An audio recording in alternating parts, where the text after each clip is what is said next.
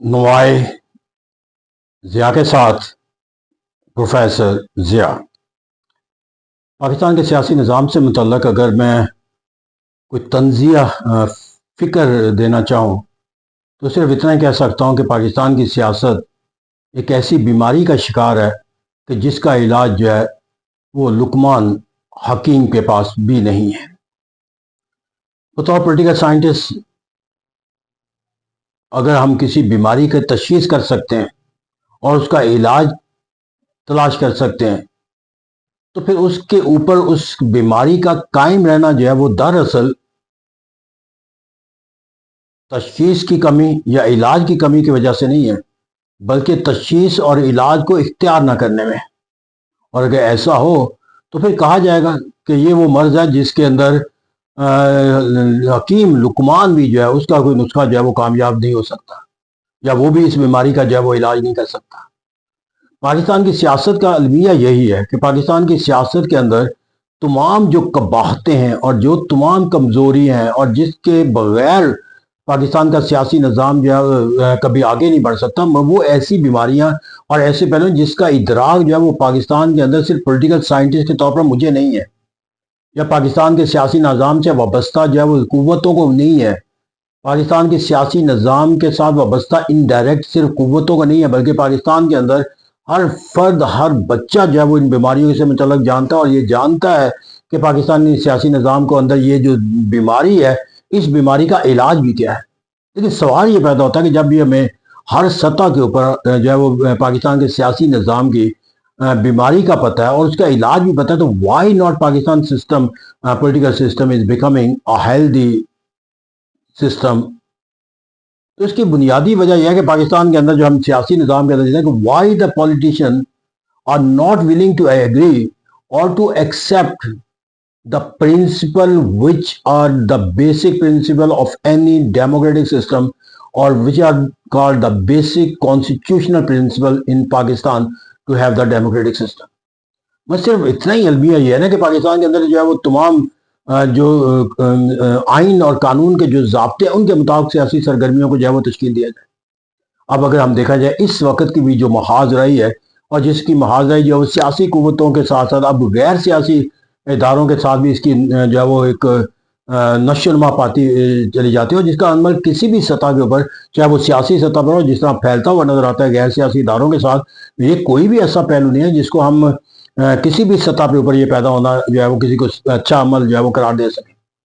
अब पाकिस्तान के अंदर किसी भी सियासतदान, किसी सियासी जमात को पूछ लिया जाए तो उनका जो अमल है कि पाकिस्तान के अंदर तमाम सियासी सरगर्मियों की जो खराबी है वो इस वजह से पैदा होती है कि पाकिस्तान के अंदर पॉपुलर वोट के मुताबिक जब वो गवर्नमेंट तश्कील नहीं होती। पाकिस्तान के अंदर जो तमाम खराबियों को जड़ है उसके कहा जाता है कि पाकिस्तान के अंदर जो इंतखाबी अमल है वो साफ और शफाफ नहीं होता। पाकिस्तान के अंदर जो हुकूमतों की तश्कील है उसकी तश्कील के अंदर जो है वो जो पॉपुलर वोट होता है उस पॉपुलर वोट की रिफ्लेक्शन के मुताबिक जो है वो हुकूमत नहीं बनाई जाती। और फिर जो सियासी निज़ाम के अंदर जो है वो इक़्तिदार की जो तकसीम का जो फार्मूला है वो आइन और कानून के पहलू से नहीं, बल्कि एक इनडायरेक्ट जो एस्टाब्लिशमेंट की सोच और फिक्र है उसके मुताबिक तश्कील दिया जाता है। तो अगर हम अपने आप को ये तसव्वुर नहीं बल्कि यकीन के साथ कहते हैं कि पाकिस्तान कभी भी आगे नहीं बढ़ सकता, कभी वो तरक्की और खुशहाली की मंजिल को नहीं पा सकता जब तक पाकिस्तान के अंदर पॉलिटिकल स्टेबिलिटी ना हो। किसी भी सियासतदान से पूछ रहे हो तो पॉलिटिकल स्टेबिलिटी आएगी कब? जब इंतखाबात फेयर एंड फ्री होंगे, जब अवामी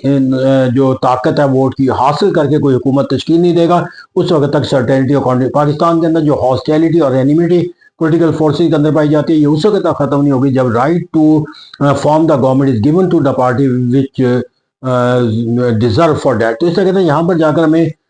कौन सा ऐसा पहलू है जो पाकिस्तान के सियासी निज़ाम को बेहतर बनाने के लिए खामी का ना पता हो और उसका इलाज करना पता हो। लेकिन अनफॉर्चुनेटली ये है कि पाकिस्तान के अंदर हमारी जो सोच और फिक्र है उस सोच और फिक्र का हमने एक पैमाना बना रखा है कि हम अपने मफादात के तसव्वुर को नशोनुमा देंगे, चाहे उससे पाकिस्तान के इज्तिमाई मफादात को क्यों ना नुकसान पहुँचे। और यही वजह कि वो तमाम सियासी जमातें जो अनफेयर और कोई भी सियासी जमात, मैं इसमें कोई नहीं, जो आज की अपोजिशन या कल की अपोजिशन या आज की हुकूमत या कल की हुकूमत, भाई ये कोई अब पाकिस्तान के अंदर जो सियासी निज़ाम है इसके अंदर कोई लाइन ड्रा नहीं हो सकती कि ये सियासी जमात या वो सियासी जमात। पूरे सियासी निज़ाम के अंदर तमाम सियासी जमातों के अंदर ये जबिल्लत इस्तेमाल कर चुकी है कि they have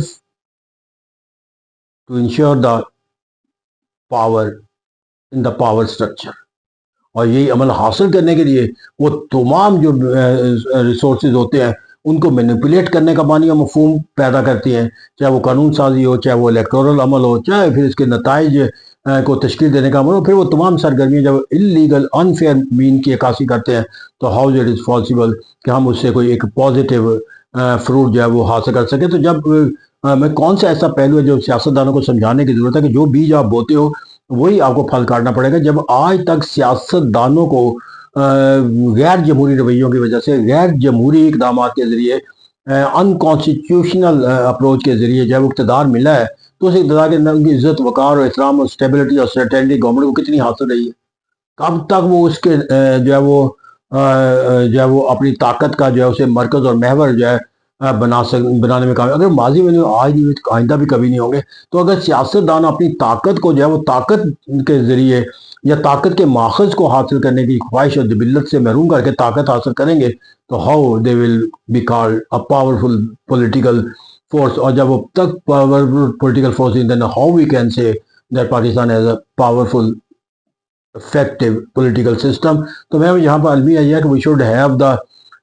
question from oneself, or everyone should have the question from oneself, why the politicians are not willing to accept the principle.